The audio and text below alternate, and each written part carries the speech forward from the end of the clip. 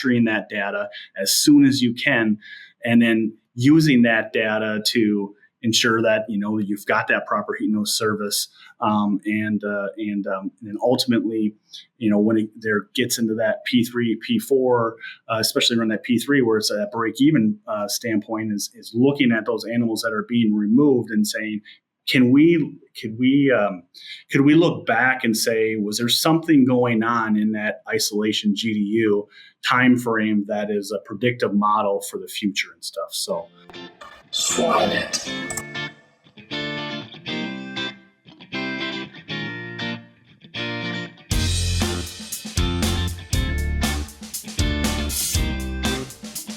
Hello and welcome to the Swine It podcast. I'm Tara Donovan, your host, and today I have two guests. I have Brad Eckberg. Brad is a senior sales account advisor with MetaFarms, and I have Dr. Andy Kryzer. Dr. Kryzer is a veterinarian with the Fairmont Veterinary Clinic. Welcome to our show, gentlemen.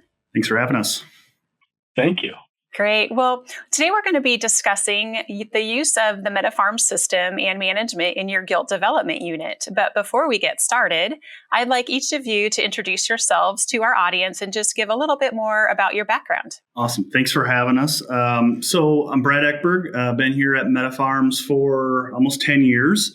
Kind of here at MetaFarms, kind of a jack of all trades, master of none type deal, but kind of working all kinds of different areas within our system. Work a lot with our customers, using the data, what data to put in, but also from the benchmarking analytics, work on that as well, sales as well, and then on the product side, so kind of what products we're offering out there for our customers. Prior to MetaFarms, was in pig production on a daily basis, worked for Holden Farms out of Northfield, Minnesota, on the grow finish side and research for a little over 9 years, dealing with contract growers, marking pigs, posting pigs. Like I said, some research, working with Kansas State University during that time. And then prior to that, worked in 4 different sow farms, starting in high school down in southern Minnesota, and actually managed a sow farm for Pipestone for a little bit. So again, thanks for having me. Yeah, great. Dr. Kryzer. Yeah, thank you, Tara. Andy Kryzer, a veterinarian at the Fairmont Clinic. I'll be graduated 9 years ago from the University of Minnesota. I originally grew up in a crop and beef operation in southeast Minnesota, but started out working on a farrow to finish operation in middle school, high school, and through undergrad. And so that's where I developed my passion and desire to work with pigs. After veterinary school, had the opportunity to come to join the Fairmont group. So there's will be a total of 10 veterinarians here, and we also have a production management side of the business, managing farms for independent swine producers. A lot of those that are taking pigs either as an iso-wean or a feeder pig into their own facilities. So I have the opportunity to work closely with that on the management side, and then also some research projects that we have looking at upcoming things from a genetic side of things, product evaluation, and some feed and performance additives there. So anyway, excited about all those different areas, and looking forward to the discussion today. Great. Heading to World Pork Expo on June 5th and 6th? Come celebrate 1 year of AccuFast. Find us at booth V389 or drop by the hospitality tent EV300 for celebratory refreshments. Connect with our customer success team to discover more about the solid foundation we've laid this year and our transformational vision for the future. See you there. AccuFast. The best way to predict the future is to create it. Thank you both for that. So today we're going to talk about using tracking and data for management of your GDU. And this is a really interesting topic because I know as a veterinarian out in the field working with GDUs, there was not a lot of data being collected where you could get at it in terms of a computer system. We had a lot of, clipboards and whiteboards with some data on it in our GDUs, but most of the time my observation was that wasn't into the system and we didn't use it like we could. Even mortality in your GDU, because that's usually a dynamic group, not just a lot of pigs like you have in grow finish. my experience is that data wasn't very accessible. So this is a great topic. Excited to talk about it and how we can, get some more data out of the system on those gilts. So tell me, how do we start? What do you see out there in terms of using the data and information in your GDU? Yeah, so maybe I'll start. So, like I mentioned before, worked in sow farms. They had GDUs. Some of those were attached directly to the sow farm. Others were, maybe a quarter mile or a mile away. And, working in a sow farm every day, you're focused on breeding and farrowing. And then come the end of the day, it's like, okay, who needs to go do chores over at the GDU? And it's like, and because we all, you want to get home. And then, thinking back, did we spend the appropriate amount of time with making sure we have boar exposure when it came time to, selecting those gilts to come over? Did we ensure that they have a heat nose service? Did we, make sure that their feet leg structure was a sound?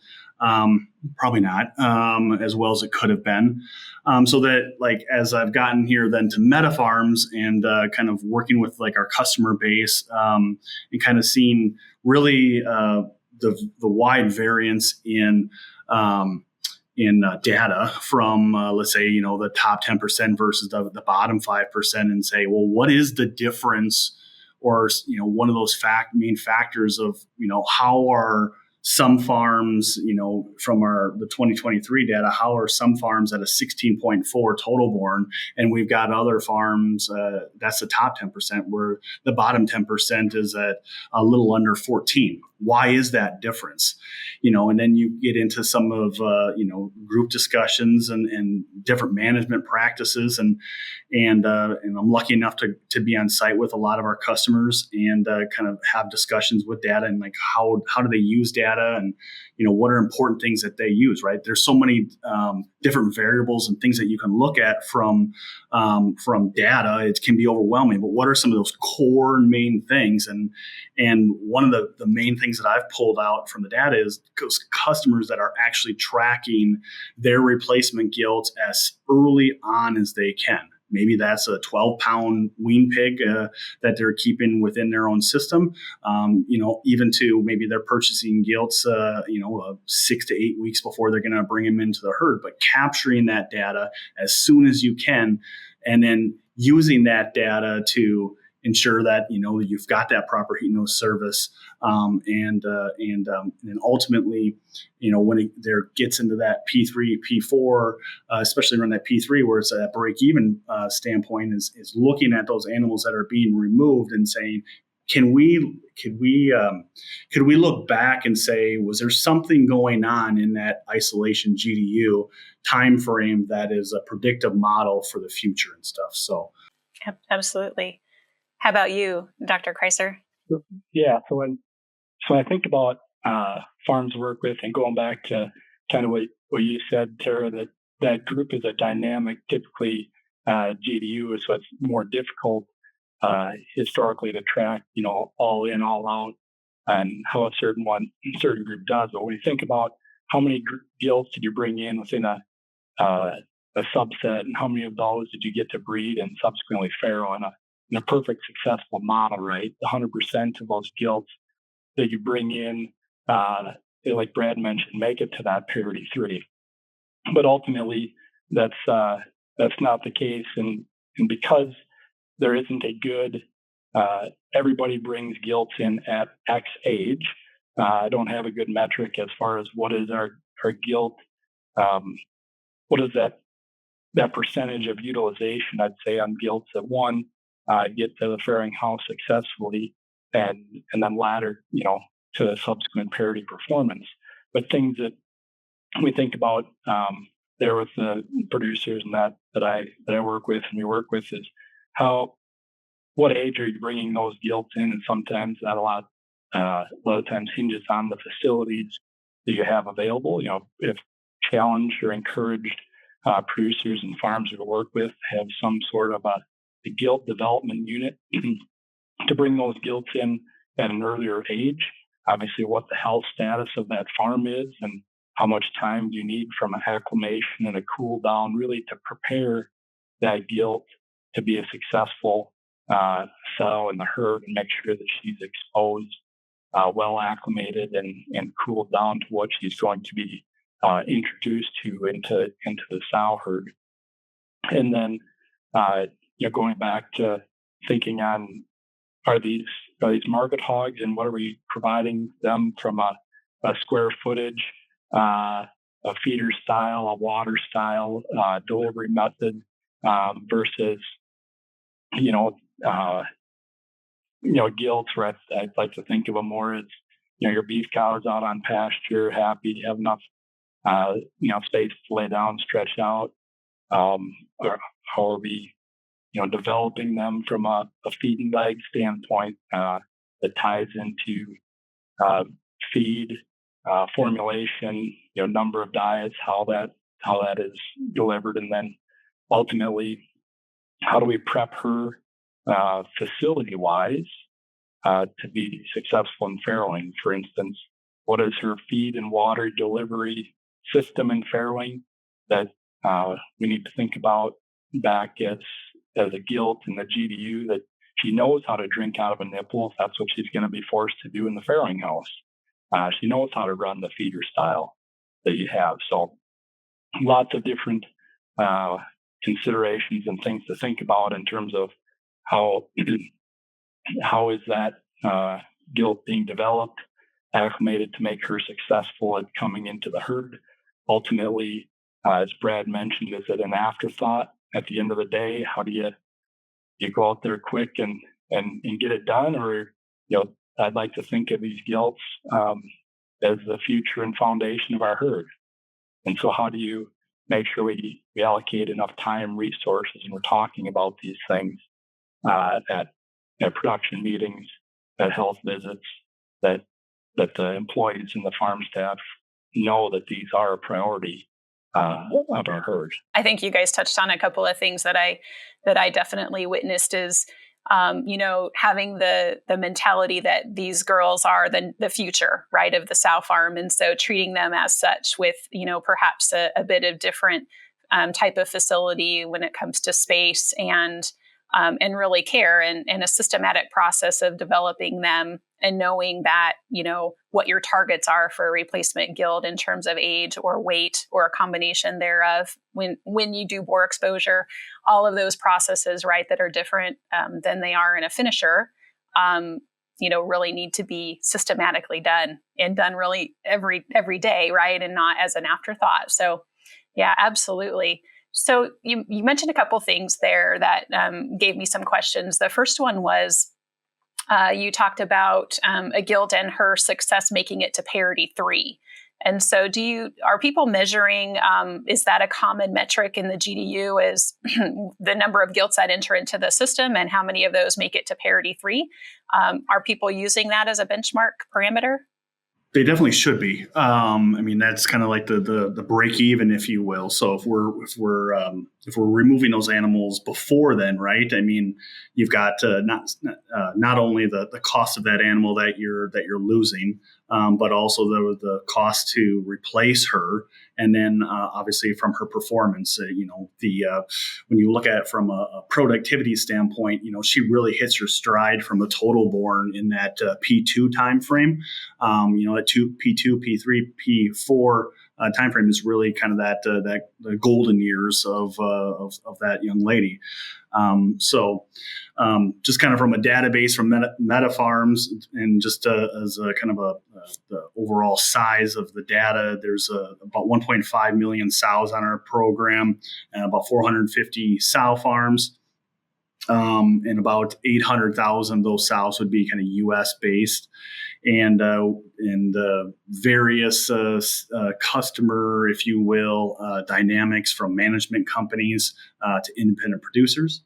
But when you look at kind of like from 2023 and looking at like the removals from deaths or culls, over 40% of the animals that were removed in 2023 were were P0 to P2s. So 40% of the animals aren't even getting to that P3 performance. I think that probably a lot ties back into what is the health status of the farm, what's the facility allow for, and obviously we know that there's a genetic component there with environment, genetics, and health that all play together with how well are those gilts effectively long-term being retained into the herd, and what are things that we can do ahead of that time from a feet and leg skeletal development standpoint with how we feed these gilts that allow them to get up and down in the farrowing house stall because they're good enough on their feet and legs, or is it that they, disposition wise, they can be housed in a group housing facility or a free access facility there versus a stalled facility, things that way that are going to impact her ability. When Brad talks about getting a higher percentage of those gilts that are brought into the herd, through Prairie 3 and beyond to be successful sows in the herd. Yeah, I think that's an astounding number, right? That 40%, and that's a goal that we should, as an industry, have to work on, right? Only 40% of them, make it there. So you mentioned in your discussion looking at these girls as an individual or as a group, and so when you go back and you dig into that data, what's the best way to look at that on why are those gilts not staying in? Are there individual reasons for removal, especially, in the GDU before they even get into the sow farm and then in the sow farm? So how would you see people using that information on, why they're not making it past that parity 3? The way there's the ability within your record keeping system, at least from MetaFarm's perspective, where you can have, let's say, the birth lot, where then you can identify those animals that would be of that kind of similar age, and you can put different attributes to those different lots, birth lots, if you will, and then tracking them as a group. Through that, the nursery finishing part of the GDU. And then once they get into the isolation where they're individually identified, then obviously you've got the individual identification information. But when they're in that nursery finishing standpoint, think about, from just like you would a normal nursery or finisher, well, how many pigs are we losing? Is their health status changes? Did they come down with flu? Did they have some scour issues, right? Obviously PRRS, was that affected? And what was the mortality from there? And even tracking from a growth perspective of feed consumption. I was working with one producer that they're tracking those nursery finished GDUs, and they're like, we know that if we're losing, and he gave a couple of examples of like 50% of the pigs that we lost in that nursery finisher, we lost half of those pigs due to some health concerns.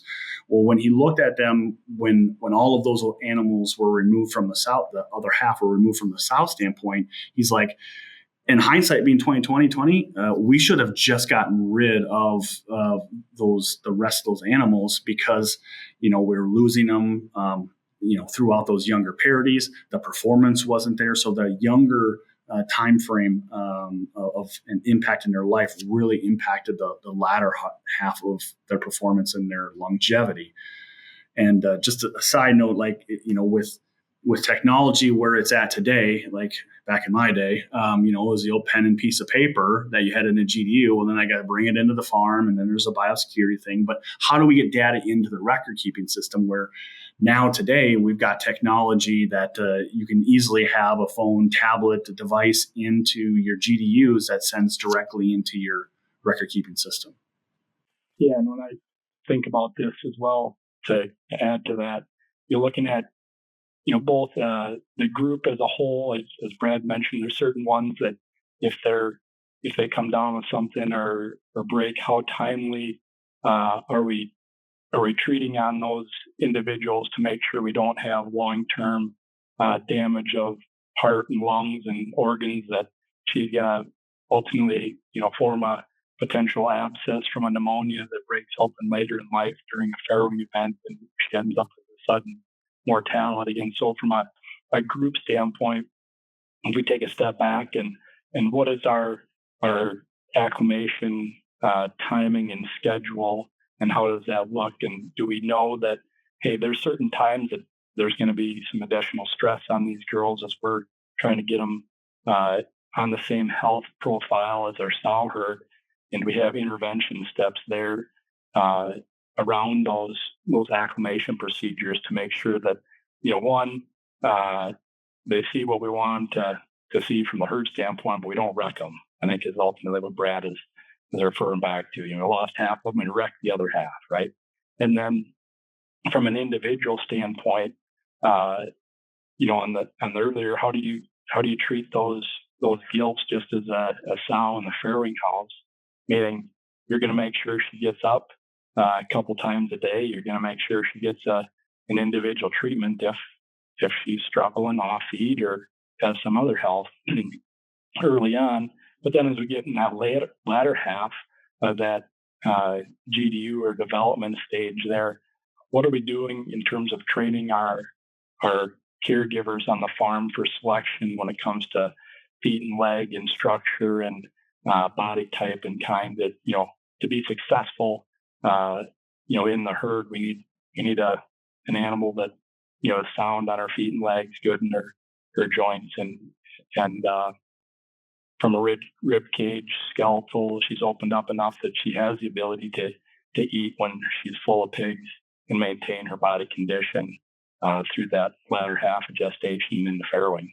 Yeah, I'm so glad you brought up training, because I think that's really important, right? Especially in a GDU, because at the beginning, you're trying to, if you get those gilts at a young age, they're going through the nursery, you get them through health challenges, but really in their older, finisher, the end of their finishing stages, when you're doing all this, you mentioned acclimation or acclimatization, you get a lot of vaccinations that are going on at that time, right? And then you're doing this heat checking and all of the fairly specific processes that go into the GDU.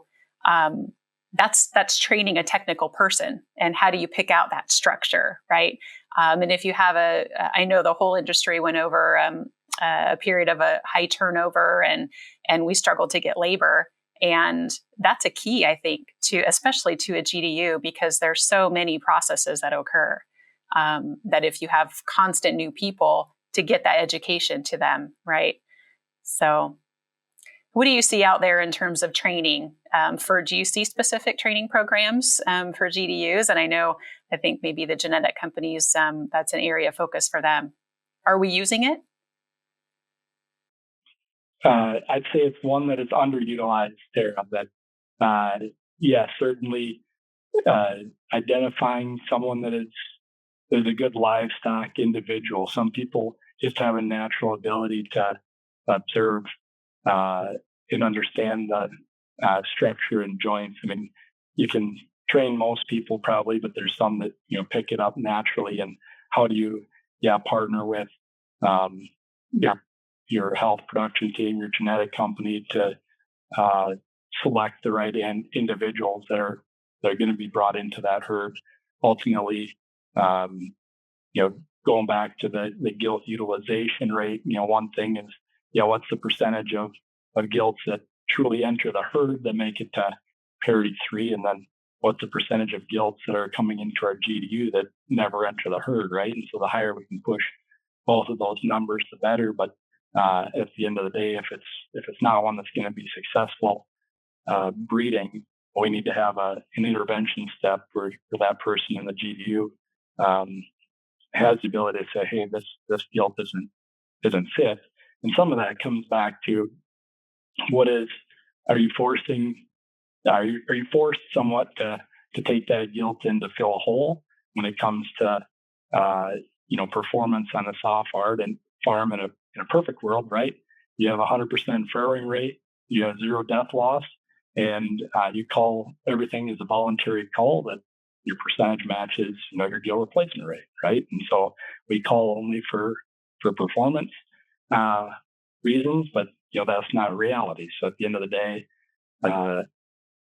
where are we setting these farms up from a replacement rate that hinges, like I said, on our solid death loss and our have-to calls versus our voluntary removal of animals, and then making sure that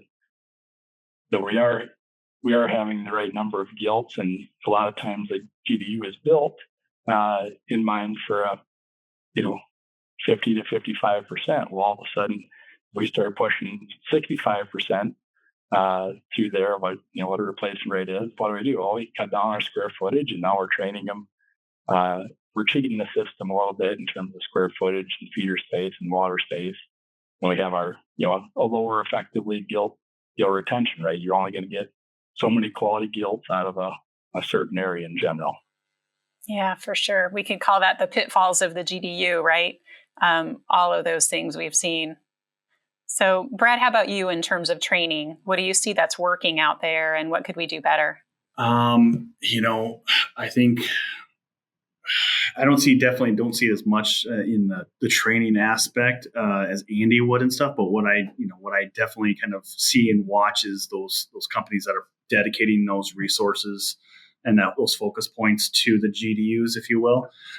So making sure that we're capturing the necessary information, like, that's helpful for the future, from obviously the heat nose service, which is, it pays huge dividends to make sure that, we've got the timing right and that we're collecting those and the animals are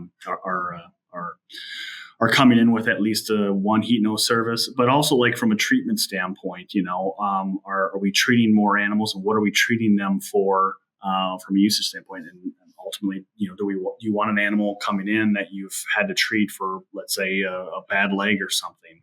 Is that a quality animal coming in?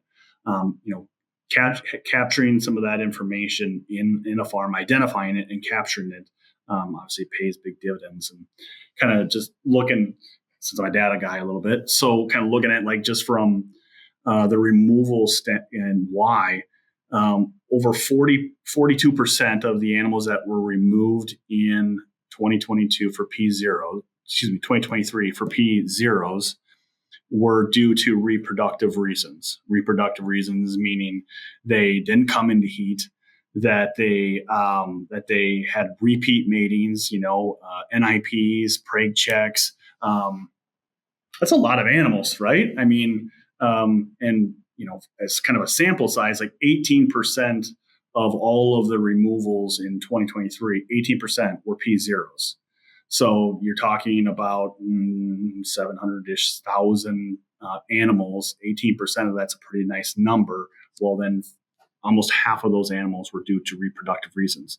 And then if you want to look compile a little bit more, make the number a little bit bigger, you take that reproductive and then you add in the locomotive, which would be feet, leg structure. We're losing half of our animals due to lameness or reproductive reasons for just gilt alone. Yeah, and if you think about the inputs that go into those gilts at the end of the GDU in terms of vaccinations and time spent, right, and added space and labor just into getting them prepared, it's a lot of effort for not as much of a return as we should have. Absolutely, there's a big financial cost there, right? You put all your time and effort to get that gilt up to the stage of when you hope to be able to get pigs out of her, put semen in and get pigs out of her, to start paying for the way that she's costed. And ultimately, if we don't make that decision to remove her from that gilt pool early enough, and I know a lot of that somewhat hinges on, are you making your own gilts? Are you buying gilts in, and what kind of facilities? What do you have to be able to select gilts out, right? If you're able to do a selection that's close to market weight and move those out and get some additional value versus just cull value for them, it's different for every producer. So ultimately, at the end of the day, we don't have a line item on a sow efficiency report or a weekly performance monitor that we run that says our gilt utilization percentage is X, because there's a lot of different factors that go into there. But when you think about if you can, as a producer system, start tracking it for yourself by farm, and what are opportunity areas to improve that? Because at the end of the day, ultimately, all of these numbers we're trying to measure, financial dollar impact, and so how do we become better from that standpoint? Yeah, I think you're exactly right. It's the GDUs are so dynamic, right, across farm to farm and system to system. It's hard to benchmark against each other in terms of what some of those numbers and those parameters are. But there are some key metrics, I think, that any producer should be tracking in terms of their gilts. And so let's simplify it here just a bit. And what would those be? What are the really, boil it down to the key metrics that every producer should be tracking in terms of their gilts? Well, I'll go first, and then Andy chime in. Heat no services, which we've already talked about, making sure you've got at least one, ideally two heat no services recorded. And then another one would be when you're breeding those animals. Genetic companies kind of have the recommended age at which you're breeding that animal for her first service. So just kind of like looking at a little bit of a difference between those in our database with one heat no service versus no heat no services. If you have, from a lifetime standpoint, if you look at the total born difference between those that had a heat no services that didn't, and let's say they're bred between that 210 to 240 time frame, you're talking from a lifetime just total born difference of almost 4 or 5 pigs. It's 4.5 pigs actually to be transparent for that 210 to 240 time frame. So 4.5 pigs from a total born perspective. A couple more pigs per sow, which is like, okay, well, that's not that much. Well, then what if you've got 10,000 sows? That adds up really quick. So again, just I guess summarizing would be heat no services and age at first service. Andy, what do you think? Yeah, absolutely. And when the key to those are, as well as those additional pigs are marginal pigs you wouldn't get out otherwise, right? So you have the same amount of input other than heat checking, right? In terms of feed through that sow's lifetime, but you're getting additional pigs out on the backside. In addition to that, age at first service, recording H&S's, I think about is our vaccination acclimation procedures completed on time, and we aren't doing stressful things to that gilt within 4 weeks of wanting to mate her, when we really want that ovary and that gilt not to have stress that way. And then depending on the system and style we're going into, if she's going to be stalled, are we giving her stall acclimation time to make sure we aren't servicing her on the stress heat when she's fighting that sow or that stall, and kind of in that negative flush situation. So if we had to distill it down to 3 or 4 things, Tara, those would be the couple that Brad mentioned that I just coupled out with making sure that we are staying on schedule with our timings and our management protocols there that we're going.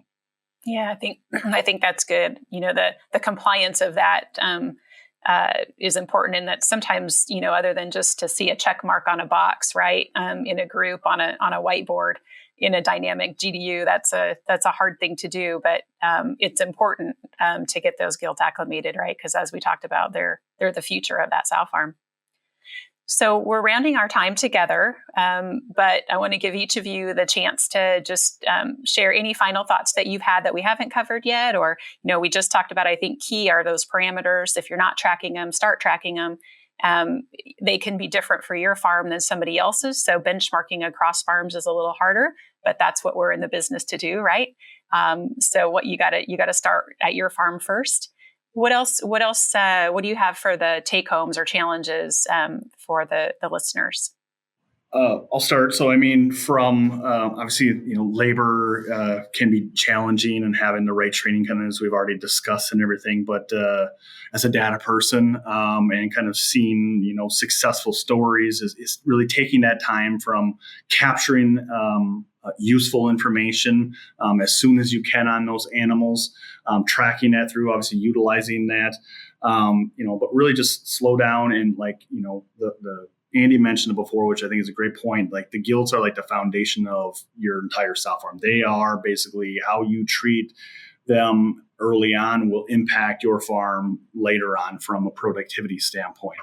So are you doing, are you capturing the right information? Are you putting the time and the effort in, to be able to sell pigs at the packer, right? You need to have pigs born at the sow farm. Well, to get those animals to farrow, you got to be able to get them bred, and to get them bred, and especially for younger animals, you got to be able to take care of them early. So just kind of different ways of thinking about, ultimately what's the outcome that you want to have, and how do you get there is really focusing on gilts. And unfortunately, we talk a lot, sometimes about this, but then it's, we want to focus on something else. But this is really gilt management is a key component to long-term efficiency and productivity. Yeah, I'd say as the future of your sow herd and really the foundation, do we allocate enough time and resources and make sure we're measuring the key metrics that are important for your facility that ultimately are going to return financial dollars and benefit you long term. So having the metrics that work, and developing those with your team, and they're a focus point, and the employees and managers know that you're expected, that these are the successful things that need to be done, and then training, working with those individuals that are working in the GDU to make sure that they understand the importance of their job, and it's not just an afterthought once the breeding of the sows and the farrowing is checked and the vaccines are given to the pigs in the farrowing house. Great, absolutely. Feed flow is changing the way the swine industry sees feed. As the world's only on-pipe feed sensor, feed flow tells you exactly how much feed is being delivered to your animals, so you can be sure that every pig in your barn is well fed and growing. With industry-leading precision and up-to-the-minute real-time data and alerts, feed flow is a simple and affordable way to improve production outcomes across your organization. Feed is too expensive to ignore. Try feed flow today. Just as a reminder to our audience, if you have suggestions, questions, please message us on the Swine It podcast on your platform. And again, this is Brad Eckberg. He's with MetaFarms, and Dr. Andy Kryzer with Fairmont Vet Clinic. It's been a great discussion on utilizing information to improve your GDU. But before we end today, we have 3 questions that we ask all of our guests, just to get to know them a little bit better, and also to give us in the audience some thoughts about maybe a new book we should be reading. So the first one is, what's your favorite book or resource that you use in your area of expertise? So, and we'll just do the question with each of you. So Brad, you start and tell us what we should be using in the area of data. Yeah, definitely. So, I mean, I like to think outside the box a little bit. So it's nice with data and everything. So I kind of like to have books that make me think, or build some confidence, if you will. And one of the books I love to read and have read is The Creative Confidence by Tom and David Kelly. It's a really great book that really just think about different angles and adoption, and reassuring yourself, by learning with real life cases from other people and stuff. If someone else has made a mistake and they can teach me, well, then why do I have to go through the pain if someone else already did? So it's just a great book to kind of just understand and look at things differently. Dr. Kryzer, how about you? Yeah, for me, it'd be Get a Grip by Gino Wickman, looking at thinking about your your business and also the employees and what seats effectively. Think of it as kind of a bus, and you have seats on the bus, and establishing what those individual areas are. I think it's applicable whether it's a farm, a production company, a veterinary clinic, or a genetic company support business there.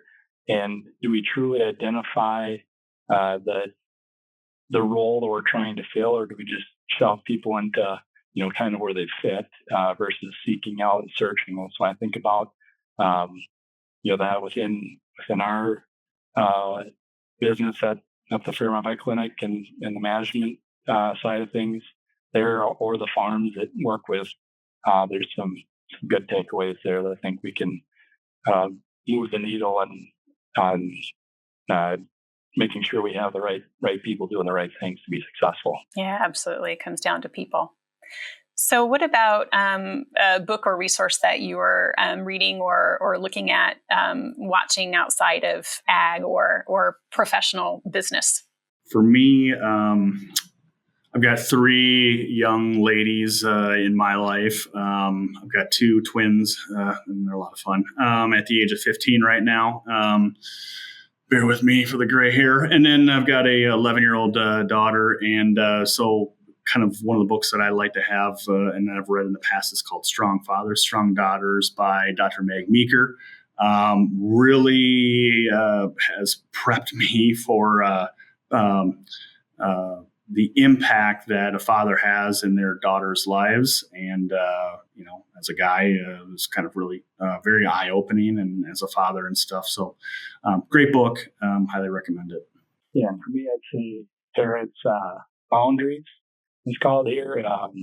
Effectively looking at how you establish boundaries with those people that you work with, your friends and family life, to make sure that we sometimes can get wrapped up right in work or different areas of business, and making sure that we establish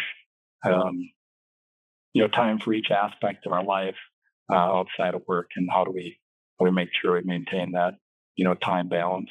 Yeah, that's a great one. Absolutely. So last question. Share with us an attribute or characteristic that you feel sets successful people apart from others. For me, adaptability, especially in the swine industry. You need to adapt to survive, from Prop 12 to labor challenges. Swine farmers can be stubborn from time to time, but the ability to be able to adapt to the environment around you pays big dividends. And I'm quite impressed when I see some of the people I really respect within this industry adapt to changes, to do what's best for their company and what's best for the pork industry. I'd say the resiliency from that standpoint. You're going to face in anything you do adversity, tough times. Whether you're an employee in the farm, there's going to be ups and downs, but pushing through that. And then with that, a lot of those people that are resilient have a positive outlook, because it's one that not every day is going to be a good day, but how do we make sure that we are looking far enough down the road and where we want to be, and push through the current time to get where we want to get to in the future. So. Absolutely. Well, it's been a pleasure to have both of you on the show. Really have had a good discussion on gilt development. And again, this is the Swine It podcast. Give us a like on your platform, and have a great day.